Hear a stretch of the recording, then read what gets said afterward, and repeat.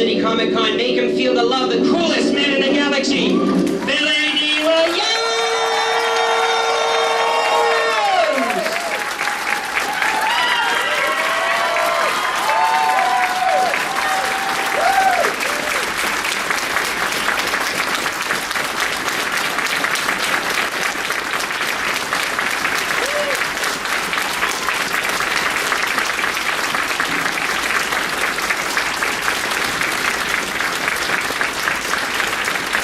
Thank you very much. Welcome. It's good to see everybody. Thank you. It's good to be in Pittsburgh. I haven't been here in quite a few years. I grew up in New York City, so I've been through here quite a few times in my short lifetime. Anyway, it's very nice to see everybody. And hello. Hi, Billy. How are you? Good Getting morning. him off the stage. He loves, once he's on the stage, he loves it. He's a real ham bone. Well, I love talking to these great people, especially that loser right there in the front row from Orderland 2. So, okay, I won't pick on you anymore. So, aside from the very small bits of pieces that we saw from Billy's career, a lot of people don't know this, and I love to start off all Q&As, and this gets you guys thinking, with this other little fact, and then I let Billy fill you guys in. Aside from being an award-winning actor, he's also an award-winning artist. So Billy, tell everybody a little bit about your art and your paintings. Well, as I said, I grew up in New York City, and I went to, my sister and I went to, I had a twin sister. She's passed away a couple of years ago, but she and I went to a school called Music and Art High School, where we majored in art. And when I left Music and Art, I got a scholarship to a school called the National Academy of Design for the Fine Arts, where I spent 2 years on the scholarship painting. And when I was about 18, 19 years old, I was nominated for a Guggenheim, and I received a Hallgarten, which is comparable to a Guggenheim. And I have a painting, the Smithsonian owns one of my paintings, the Schoenberg in New York, and the Kansas City Jazz Museum. And I've exhibited for many, many years, especially during the 80s and 90s, and I haven't done very much lately. But the work I call abstract reality, and what I mean by that, as real as things are, they are as abstract. It gives me a lot of levels to play on. But I have a website if you're ever interested in looking at some of the stuff. It's bdwworldart.com, bdwworldart.com. Painting has always been very much a part of my life, and pretty much my passion. So, and then now I'm spending a lot of time with my little granddaughter. She's loving every single. She's 3 years old, so we spend a lot of time painting together. And my grandson, as well, who's he's going on 7. So, anyway, that's kind of a encapsulated. That's perfect. And then we actually have one lithograph of one of the pieces that he did at the booth. So if you guys kind of want to see what some of his art looks like, come to the booth. You don't have to buy anything. Just come say hi and look at the art piece. Or if you want to buy it, you could. So there you go. And so are you teaching your grandkids art? Yeah, Lucy, she and I spent a lot of time working on stuff. I like to incorporate the airbrush with regular paintbrush. So I'm teaching her how to use the airbrush, and she's really fascinated with that. And she's really adorable. And Finnegan, of course, I think his proclivity or propensities for, I think he's got his father's engineering genes. So he's pretty much into sort of putting things together, which I find really interesting with them. They're beautiful children. Any artists in the house? Who's an artist? A couple? Yeah, there you go. Excellent. Bravo. Okay, now here's the time, guys, because I don't want to ask all the questions. If you have a question, you put your hand in the air, and Michael's going to come run to you, and we'll get things rolling. So don't be shy. You can pick anyone you want, Michael. We trust you. Head to the back. You had your hand up first. What's that on your head, Michael? Billy? Van Gogh's Starry Night. It's a tattoo. The Van Gogh's Starry, Starry Night? Wow. Stevie Williams, how does it feel to be back in Star Wars again? How does it feel to be back in Star Wars again? I'm not back in Star Wars again. Why, did you hear that I was back in I Star heard you Wars? was going to be in Star Wars Episode 7. No. It's just the original cast. Everybody thinks I'm part of the original cast, but I'm not really. I came in like in the second and third movies. Darn, we thought you knew something we didn't know. Yeah, I was like, hey. Are you allowed to talk about the... It's out now, right? So you can talk about the I don't know. It's on IMDb. What are they going to do? Shoot you? He's in Rebels. He's reprising his role as Lando Calrissian in Rebels. And the reason we're telling you is because it's on IMDb. We didn't tell you. It's on IMDb. And I didn't say it. I'll take the... Hello, my name is Steven, and I have actually two questions, if that's okay. First one is, how are you the coolest man on the planet for so many years? You're asking me if I'm the coolest man on the planet? How have you maintained being the coolest man on the planet? I don't know. I never think about things like that. There you go, coolest answer ever. And secondly, I know you personally from 1989 Batman, where you were Harvey Dent, my personal Harvey Dent. You got the role because you wanted to be Two-Face Two-Face. later on. How would you have done that role if they didn't? It's hard to say at this point. You know, it's been a lot of years, and I would have to be right in the middle of putting it together to really discuss it. And at this stage, I don't know. I would have done something interesting, though. There's no question about that. Thank you very much. My pleasure. I think it would have been interesting to see it because everybody thinks you're very sexy and suave, and it would have been cool to see especially that lady right there. I think it would have been cool to see the ugly half try to seduce a woman. I would like to see you do that. I bet you she'd volunteer. That lady puts her hand up too. Sorry, go ahead. I'm just making a comment. Go ahead. Hi, my name is Sandra Young. Hi. I'm from Columbus, Ohio, and I think you're very sexy and suave. But my husband is also sexy and suave. Oh, where's your husband? Stand up. Let us judge. Okay. I heard there's a question geared towards you about Star Wars, and you keep stating that you're not going to be in it, but you did ask for a young Jedi to be your daughter.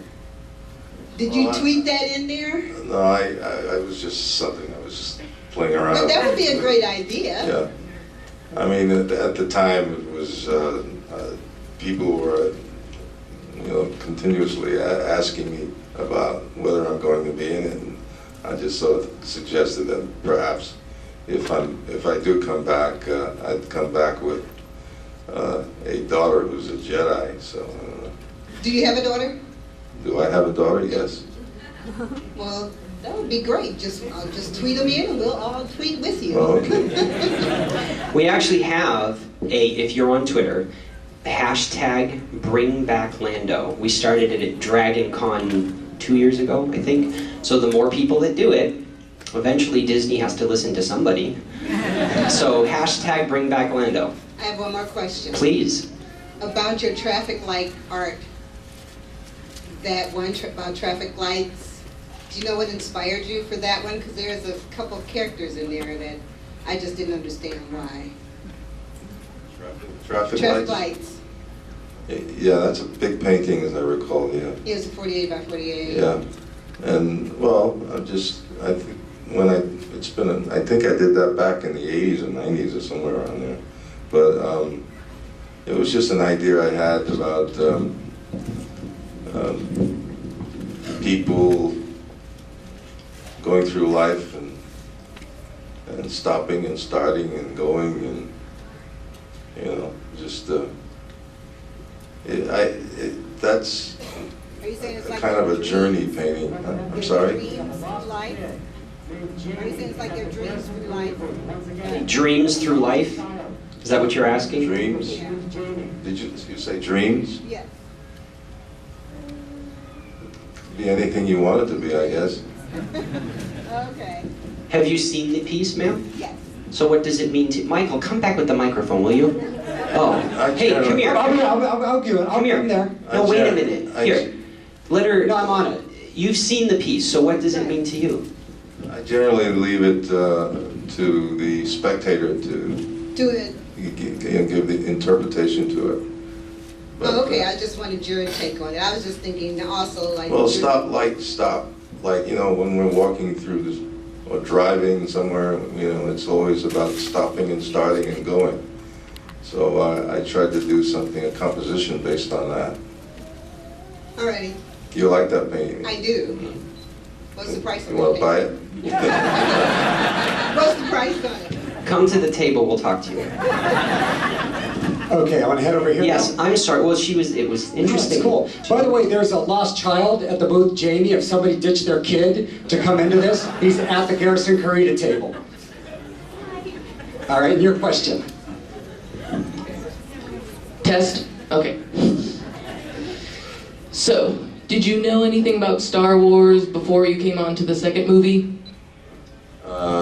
Yeah, I think I saw the first one, yeah.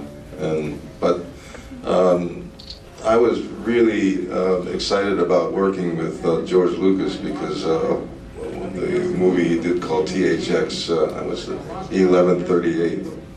I thought that was a really interesting, unique movie, and of course he was a part of a whole new movement of filmmakers, and so it was a great pleasure for me to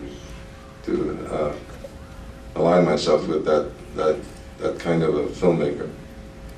So I was pretty excited about it. Have you seen that film, buddy? THX 1138? No? Mom is shaking her head no. You should watch it because Yeah, it's it's a good very movie. interesting. Yeah. Okay. And Jamie's parents found him. Excellent.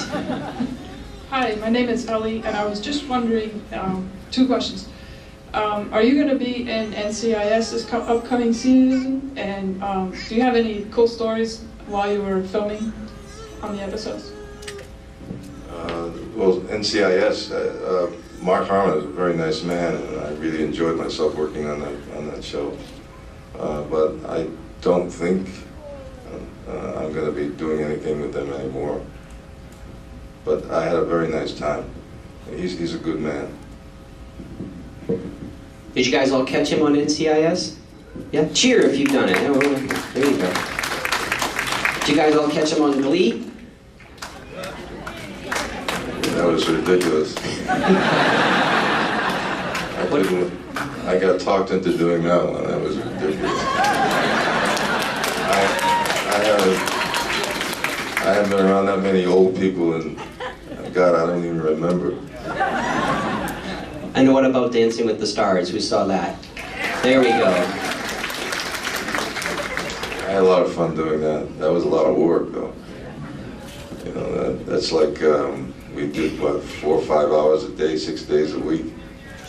And so physically, it's pretty grueling, but also mentally, too. You got to remember all that stuff. But Emma Slater, she was a lot of fun. She's a real taskmaster, that little girl. So I had a lot of fun working with her. She's amazing.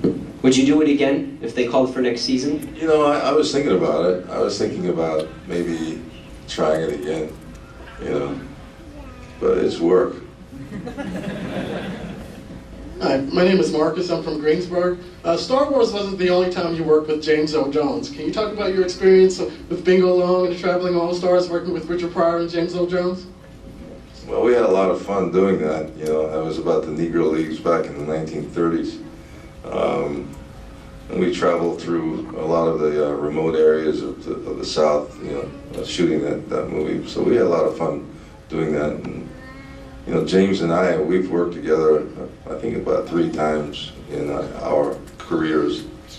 We were on stage together. He played my big brother in a play I did called The Cool World.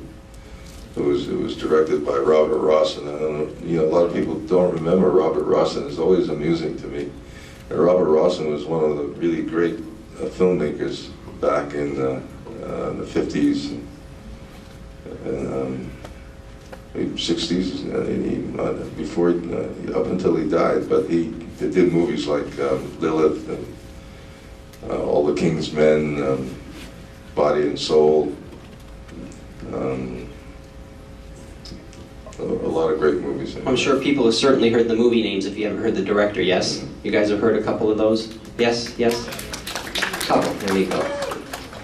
All the King's Men, it's huge, so yeah. Yes, ma'am. Hi, my name's Lori. Colt 45. Let's talk about that. How much did you drink, really, when you made the commercial? And what was like your most favorite memory, like ever in your career? Colt 45 is a pretty good beer. And I think Americans make very good beers. I mean, I don't think there's any question about it. Even local beers are really fantastic here in this country. I don't know, there's so many things that have happened to me in my life and my career, so I don't know, but certainly, you know, when it comes to moments that were really significant moments, one moment is a Brian song. You know, that was a really significant moment for me. I always regard that the whole experience as an act of love. It was like one of those perfect moments that happen every once in a while.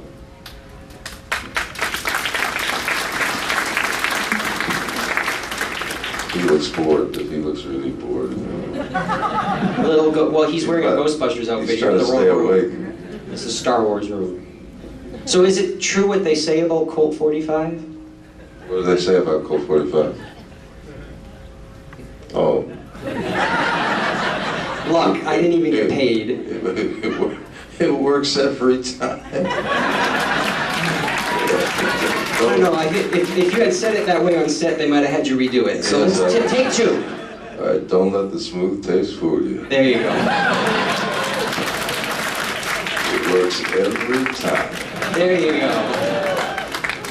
Let's ask that lady, is it true? Does it work every time? Yeah, right. Where'd Michael go? Oh, over there. Hi, my name's Matt, and I saw on your Twitter you posted a picture with Charlie Sheen. On a scale of 1 to 10, how hard did you party with him? He was doing all the partying. I was just watching. He's a real party at that one.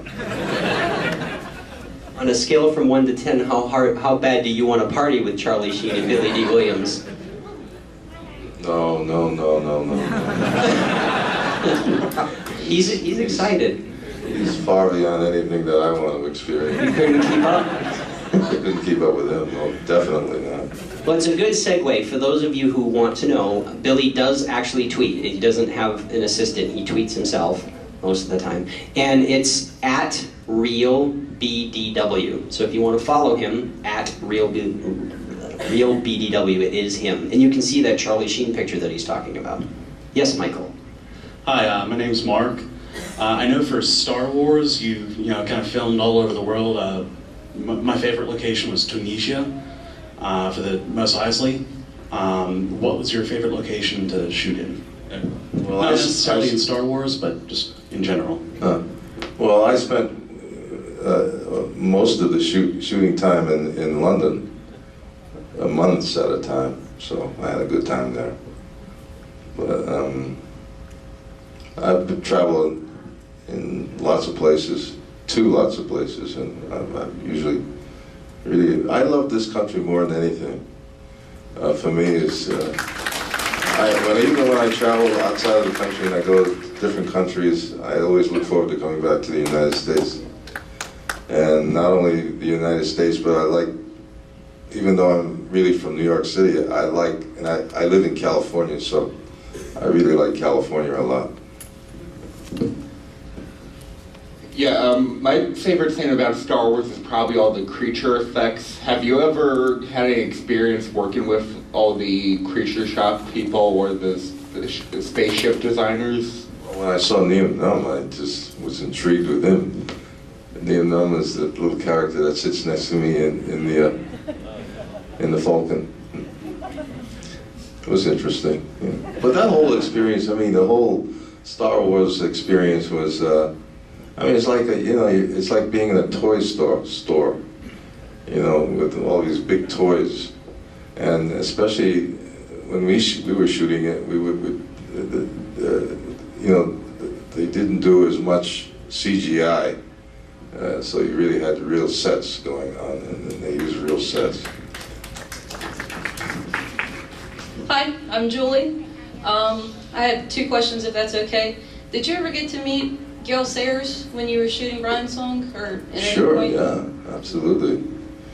That was a fortuitous experience. I mean, he and I we never really spent a lot of time talking to each other, but we became friends. But I was meant to play Gale. I mean, it was one of those, because originally I was not the actor hired to play Gale. And but the actor who was hired to play Gale was playing basketball and hurt himself, so he couldn't do the role. So they called me in at the last minute, and I really understood him very. You know, there was a real simpatico. I really knew him. I understood him.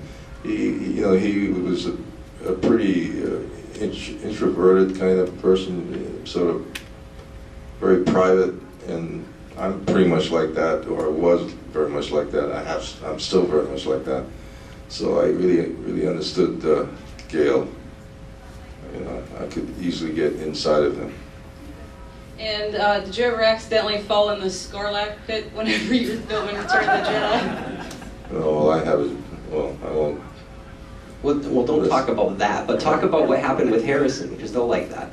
Oh, well, you know, when I was hanging on that off of the skiff, I got a what do you call it, squib, and a shot right through my toe, and I was like yelling and screaming that I was hurt, and Harrison was, you know, in that scene, he's trying to rescue me, and he was so busy acting, he had no idea that I was hurt, you know, because he really got into his character really pretty good. So, but at some point he realized that I was hurt, but it was just a crazy moment, a funny moment, because of his total involvement in what he was doing as an actor. Hi, my name's Carrie, and didn't expect you to be this sexy in person. Wow. But I actually have a question. You did Glee, and I've never watched it, but had to watch the episode you were on, and Dancing with the Stars. Do you have anything coming up that you're going to do? I know you were in the Lego movie as Lando, but do you have any more 2015, 2014 TV shows that we should be watching for? You know, I was asked to do a couple of movies, but I really don't know if I want to act anymore. I'm not sure whether I really feel like doing it, working that hard anymore. But if something, you know, if I don't know at this point really what I want to do. But anytime Seth Green calls him, he runs. I like to do all those crazy, silly little things. You know, and stuff I've done for Kimmel, where I'm ragging on people. you know, Miley Cyrus and who else? You did Prince Harry. Yeah, Prince Harry. Yeah. Mel Gibson. You guys just go on Twitter, YouTube, and put in Billy D. Williams, Jimmy Kimmel, and all his joke skits will come up. They're hilarious. They're hilarious. And then, like I said, watch out for all the stuff that Lando to voice. He does all the voices. So anytime he's on Robot Chick in cartoons, anything, it's him. Yeah. So the Lego Movie. Did you all get the Lego Movie on DVD a few weeks back? If not, go get it. It's awesome. And he's in it. Yes, sir. Yeah, my name is Eric Buell, and I was just wondering, we saw a scene from Undercover Brother, and I was just wondering, what was your favorite part of working in that film? What was the best part of that? Well, Undercover Brother is probably one of the funniest movies I've ever witnessed and participated in. It was just, I don't know, it was just in general, it was just a hysterical, crazy time with those crazy comedians. Did they let you eat any fried chicken on set? Yeah, I guess so. I don't know. So, growing up in New York City, and you talked about your painting being kind of abstract reality, did you have any chance encounters with any of the abstract expressionists that were active in New York City at the time? Like Pollock? Or any of those other guys? I never met any of those people, but I certainly came up in that period, right after the war. And, you know, it was, a lot of the stuff I've done has been based on bebop, jazz, because that was my music of choice at that time, in those years, 52nd Street, and, you know, Birdland and all those places up in Harlem, you know, Minton's. So that was a real significant experience time for me, as far as music is concerned, jazz is concerned, bebop. And you're still involved with jazz. Tell them a little bit about what you support. Well, I work with this institute, the Thelonious Monk Jazz Institute in Washington, D.C., and for about 22 years, and I even do their program, the cover of the programs.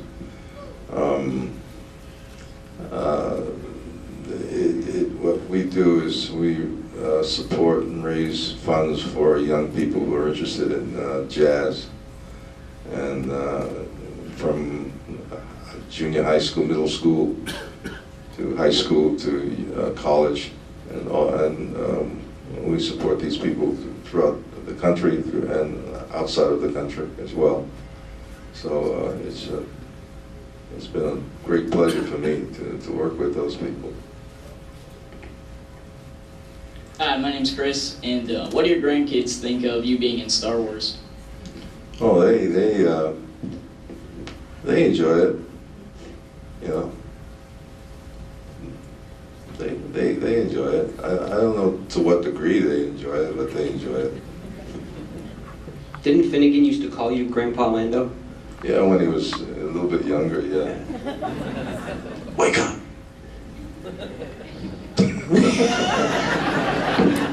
This poor Ghostbuster kid is like bored out of his mind. What's your name, buddy? Justin? Did you ever see Star Wars? Yeah? Were you impressed? Yeah? Okay. As much as you were impressed with Ghostbusters? No? At least he's honest. Yes, sir. Aww. I don't say that. It's okay, he's cool.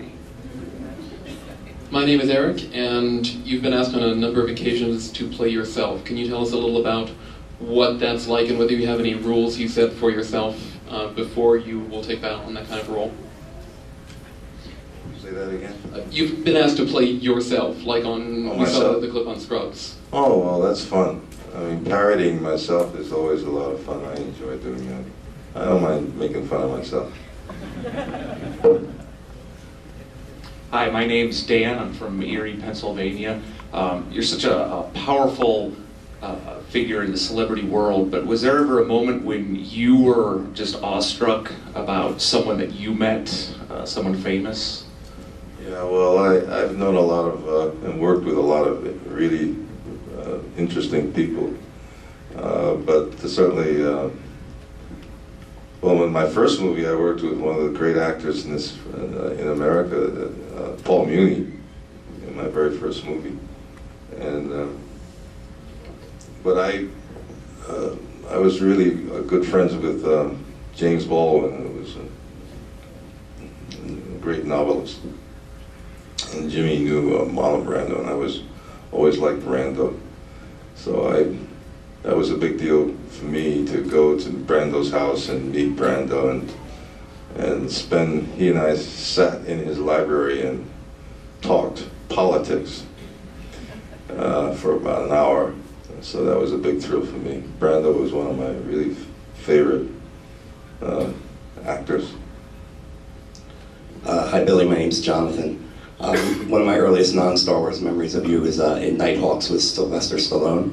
I was curious if there was anyone you worked with only once that you really would have liked to work with again, or if you had the opportunity, would do it.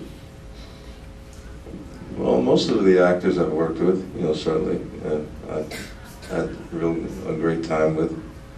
So, I don't know. I always thought that Diana and I should really do another movie together.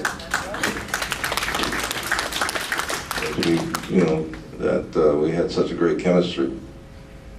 So, but I don't know what she wants to do these days. Hello, sir. My name is Mike. You were already an established actor when you got the role of Lando Calrissian. How did working on Empire Strikes Back compare to the other work you'd already done? Well, working with Irv Kershner, who directed it, was a major moment in my life because I had a great respect for Kershner. He was one of the great filmmakers back in those years, and back in the 50s and throughout the 60s, and up until I guess he died. He was always very well respected and always did some very interesting things. So that was a big thrill for me to work with Kershner on Empire Strikes Back. In Empire Strikes Back. Did you know that, to interject on Kirsch, did you know that George chased him for almost 3 years to convince him to do Empire? He turned it down flat 5 times. He refused. I didn't realize that. No. Yeah, I'm glad he did it. When you're done with this guy, come over here, because the guy in Dagobah over here, he's freaking out in the front row. Okay. Yeah, we only have time for 2 more questions. So really? Wow, that flew. I know. Well, he has to be one of them. Well, right after I'm done here. Okay. My name's Brian. I'm from Pittsburgh, Pennsylvania. Who was the most interesting actor you've ever worked with throughout your career? Well, there are quite a few, but certainly, as I mentioned, Paul Muni, because he was really one of the really great actors. He was the original Scarface, and he did Louis Pasteur, he did Emile Zola, Juarez. He did a lot of great movies in his prime. But I learned a lot from Muni. He was quite a character. He was a crazy man. He was about 64 years old when he died, I think. But he was a wild man. Okay. Hi, I'm Jerry from McMurray, PA. I'm going to break from the movie stuff. I have a relative that knows you, and I actually become friends with your son on Facebook, but his name is Steve Rath. Do you know Steve Rath? He said he gave you a bracelet. He was out to dinner with you. In Atlanta, yes. In Atlanta, yeah. So I have to tell him I spoke with you. Well, tell him I said hello. Okay, we're good friends. To get the story straight, he didn't give him the bracelet. He had to coax him into buying it. We have one last question. Is that good with you guys? We have to be, well, we have like a few minutes. Okay. Whatever. Yeah, we can do a few more though. Okay. Whatever you guys want. It's great. Hi, my name is Al Young, Billy. Aren't you the sexy husband of the girl? There you go, see? I got a question for you, but I got a son back here. and I want him to get a girlfriend one day. He's 20. Oh God, stand up. Where is he? 2 questions. What is the quickest way for him to catch a honey?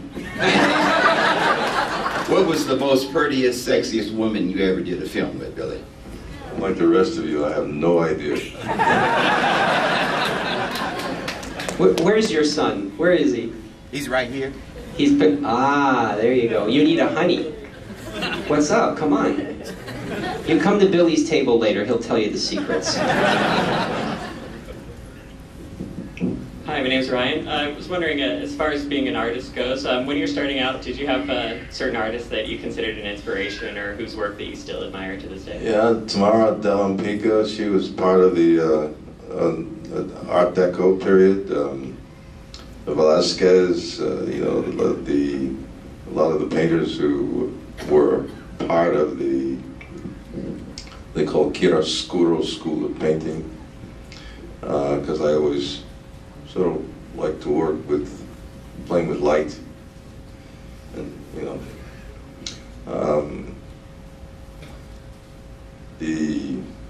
some of the stuff that were, well, there are an awful lot of influences, and you know, I mean, I borrowed from a lot of people. You know, that's what happens. You know, you end up borrowing from a lot of people. But the chiaroscuro school of painting was really, it was a big period in my life, and I was really playing around with that. Hold on one second, Michael. I just want to take care of some housekeeping, because then everybody runs. So I want to let everybody know that after the Q&A, Billy's doing his photo ops at the photo op booth. That's the only way you can get a picture with him. Don't do it at the table. So if you want a photo, go over there, and we'll do those. And then, anyone who didn't get to ask a question, don't be shy. You can come to the autograph booth and ask your question there. There's no pressure to buy anything. Just come over and say hello and ask your question, okay? Number 3, Facebook. If you guys want to see Billy on Facebook, look up Billy D. Williams, and it's the one that says official, and it's the Dancing with the Stars picture, because there's a lot of fakes on there. So look for the Dancing with the Stars picture. And then again, Twitter, @RealBDW, okay? And if you forgot any of that, come over and we'll give you a card so you can go online and find it. Yes, ma'am, what's your name? Hi, my name's Kristen. I'm from here, and I was just wondering if there was any news on if you would be doing any of the voices in the upcoming Rebels series for the new Oh, you Star missed Wars it. Rebels. We already covered that, sorry. I was late. Oh, what a shame. You'll never know now.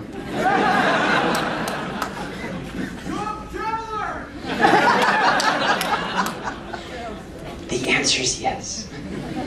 Can we do one more? Is that cool? Of course. Hi, my name is Olga and I'm a huge Glee fan. So I was just gonna ask, you recently been on Glee on one of the episodes written by Chris Colfer, and I just wanted to hear any of your opinion on how it was to work with Glee cast or anything. Well, I couldn't wait to leave.